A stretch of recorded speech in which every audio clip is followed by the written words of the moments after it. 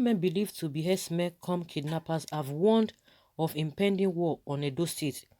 The armed men who abducted some travelers in Edo State sent a warning to the Nigeria police through one of their victims, Mr. Okuk. Thank said the kidnappers said they were all out to kill any policeman on sight and that they had already taken over Edo State and would soon start a war in the state.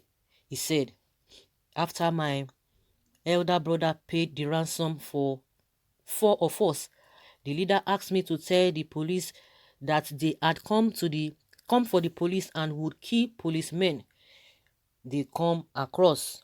According to them, they have taken over Edo State and will soon start a war. I promised him I would personally deliver the message to the Edo State Commissioner of Police. Four of them walked us out of the bush until we got to a village. It was from there we found our way to where my brother was already waiting to receive us. Before his release, Thank God had a harrowing experience in the hands of the herdsmen who abducted him and others on the route to Benin, Edo State. Thank God spent at least 4 days in the kidnappers' den before his elder brother Dixon paid his ransom. Before the ransom was paid, his kidnappers had forced him and other victims to drink tramadol mixed with water in place of food and watch them defecated and urinated on their bodies. Thank God revealed that his abduction occurred while returning from Abuja, where he had gone to attend a friend's wedding. He explained that on December 20th, he boarded a big Joe bus to Benin, but on getting to Ekpoma, the bus driver told all passengers that he wouldn't go to Benin because it was already past 7 p.m. Due to the driver's announcement, some of the passengers, including Thank God, grabbed their luggage and boarded a Toyota Sienna heading to Benin. But moments after passing Eho area, the car was attacked by suspected herdsmen who shot sporadically. Thank God recounted, after taking our money and phones from us, the leader asked us to march into the bush. It was then I knew it was kidnapping, not robbery. Some minutes after we walked into the bush, the leader asked for the driver of the car. The driver identified himself. He was given a thorough beating and then allowed to go. In the process of marching us into the bush, with gunshots, a pregnant woman fell down and couldn't move. While they were trying to revive her, another passenger escaped into the bush. This made the kidnappers angry. They left the woman to die. Hell! And continued to march us into the forest. Hell! Thank God remember that they trekked for 3 hours in the bush, crossing a river before ascending a hill, which took about 20 minutes to climb. They then descended into a ditch and then a thick forest. He observed that the kidnappers had a sign of communication and direction in the forest. The man noticed rags were tied to some trees in the forest with a sign. He said once we approached the tree, the kidnappers would flash the torch to identify the point that the rag turned to. This happens to be the way. So we move on, using same strategy to find the way. In other instance, once any noise was heard in the forest, the kidnappers would ask us to stop and then make a sound like that of a herdsman to cows. If there was a similar response, it means it is their colleagues. But if there was no response, they would start shooting into the bush before moving on. There were lots of dead bodies in the forest with their hands tied behind. We trekked for another 2 hours before getting to their camp, which is located in the heart of the forest. Tango added that upon their arrival at the camp, there was jubilation. He also noticed that the camp was filled with bodies. One of the kidnappers then tied the hands of Thank God and other victims to their backs. He said on Monday morning, their leader Alaji came to us after he called their boss. He then commanded that we should be beaten. We were beaten like animals. After beating the victims mercilessly, they were then ordered to call their family members for ransom negotiation. Victims whose family members didn't give positive responses were beaten amidst gun fires. He said, when it was my turn, the negotiator picked me up and began flogging me. I began to beg him in Hausa language. I was shocked that he stopped. Alhaji instructed him to separate me from others. What?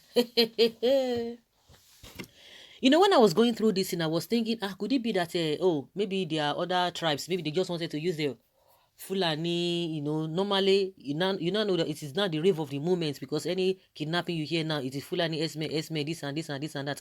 Of course, recently, this man told us, Tanko Yakasai said he gave the reason why this Fulani Herdsmen are doing this. These are the people doing all of these things. We know these are the people doing it, but they will tell you that, oh, you can't just be labeling them, but it's a fact, it's obvious, and they are paying ransom, and they are settling them. They are calling them repentant bandits and whatever. Who are the Boko Haram? Who are the bandits? Who are the Herdsmen? We have different factions of or factions of all these people. But with the rates or the way this guy, this thank God man, the way he narrated this whole thing, you could have said that they are the ones. They have been operating even before now, because I could remember then when Oshomole and Obaseki, when they were doing their drama, they are fighting themselves. These people were really operating, but I was just wondering that even the governor was not even saying anything. He was concentrating on Oshomole. So this is not just the first time they've been operating, and for them to say they have taken over Edo State, it is not. They are not joking. They are not joking.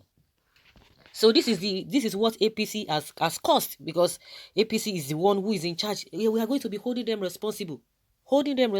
You can imagine this kind of a thing. Is it not recently they kidnapped the commissioner, one of the commissioners of Obaseki? So what are we talking about? Whether they have released him, we don't even know.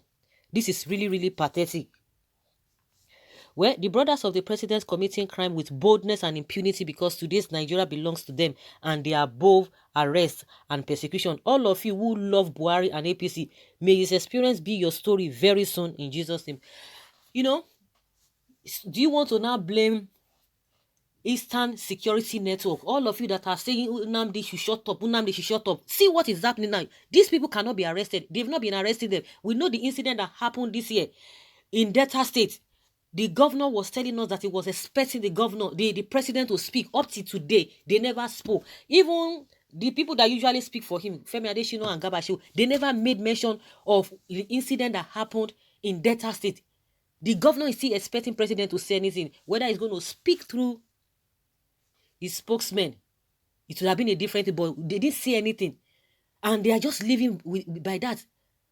At some point, we learned that the so-called monarchs were the ones selling the lands, giving them up free hand to come into the state. But some of them denied, but some of them were caught. So at the end of the day, what are we going to be saying? See, can you imagine? You will say, Nnamdi, shut up. Nnamdi, come back to the country. You were there now. What you don't do? What they don't do for you? So men are come make so that they go gag everybody just the way they intimidate everybody, so that they go intimidate everybody together. You see that Showore cannot even do much. He can't do much, but it's good that the guy is there. If you get power, make you go arrest him for where he did. You were there the country. What do you do? You see what they happen, and I go tell us say in mouth they smell. No, they too they insult people, they too they do this, they know sabi play politics. Una always sabi play politics. I will continue to talk because it's very annoying. If you are doing something and you are benefiting from that thing, it would have been a different thing. But you are just supporting something and you are not benefiting, you are suffering, and you continue to suffer, and you expect people to join you in supporting that thing. It's not going to work. Do you not see the reason why these people they have to take their destiny into their hands?